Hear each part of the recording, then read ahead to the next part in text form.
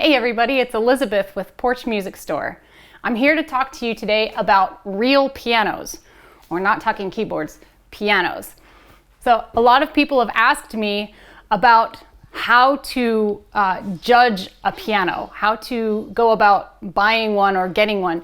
We have a lot, if you look online on Facebook and things like that, that are for sale or for free that people are giving away. So when you go to look at the piano, what do you look for to know whether what you have is a good buy? Well, first thing to know, there's two types of pianos. You have your upright pianos, which are these kind, and your grand pianos, which are flat. So your uprights come in several different styles as well. So you see this one here has a bit that goes up. This would be a studio piano. You can also find shorter pianos. Those are called spinet pianos. Those are the most common. The spinet and this upright studio piano are the most common pianos you'll find people trying to get rid of. So what I usually suggest, if you can find an upright like this one, this is the one to get, because the spinet pianos do not hold their tune very well. You'll want to try and get one that's upright like this. The way that these type of pianos are designed, they tend to hold their tune better, and there's less likely to have any cracks on the inside of the piano that you can't see by just looking at it on the outside. It's recommended that you tune your piano every 6 to 12 months. If you play your piano a lot, or if you have a spinet piano, you'll want to tune them every 6 months. Otherwise, every year is fine. Now, another thing you'll want to look at is the keys themselves. Do any of them have missing white tops? If the piano is very old, it will be ivory keys that will be cracked and some will be lost. Those can be replaced, but it can get pricey. Another thing you'll want to check is if the keys make any noise when you play them. And I mean that in two different ways. Either that kind of noise where it sings and there's a tone, and there are sometimes clicking noises you can hear, or sometimes the key gets stuck, and you want to make sure, if you want to see if the key has movement, you want to see if the key has any kind of clicking, because those type of things will have to be fixed, sometimes replaced, and sometimes those things cannot be fixed. Sometimes they can be.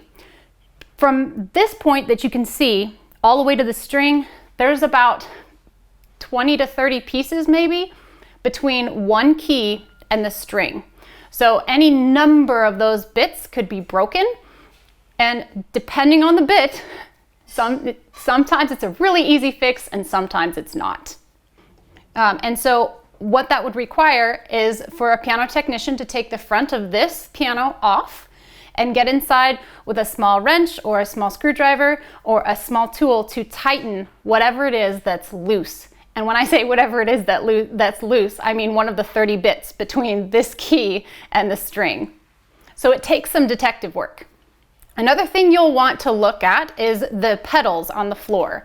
This piano has 3 pedals, and you'll want to push down each pedal and see if it changes the sound of your piano.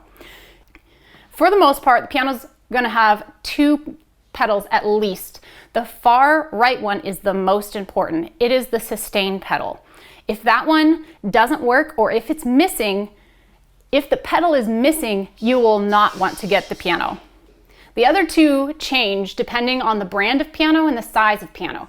Sometimes they mute the sound, and sometimes they sustain part of the piano keys, some of the sound. It just depends on the brand, depends on the day, and if you saw our Live at 5 a few weeks ago, as Ryan Carter said, it just depends on the piano maker's mood that day. So those ones don't matter as much, but the one on the far right, you want to make sure it's there and that it works so that you can get the sustained sound that's very important for your piano. Another important element to a piano is the piano bench. If you don't have a piano bench, or if a piano bench doesn't come with the piano that you're buying, you will want to invest in one. Chairs do not sit at pianos at the right height or the correct height. When you sit at a piano as an adult, your knees should be able to slide under the piano and be relatively close to the bottom of the key bed. A dining room chair will put you too low and you will be too far down and your arms will be at an odd angle that you don't want to play the piano. It's not ideal to play the piano with your arms at this angle. You want to be able to have a right angle, and the piano bench is the right height to help you get that angle on your arms for your playing to be most efficient. So I hope that was helpful. If you have any more questions, you can call us.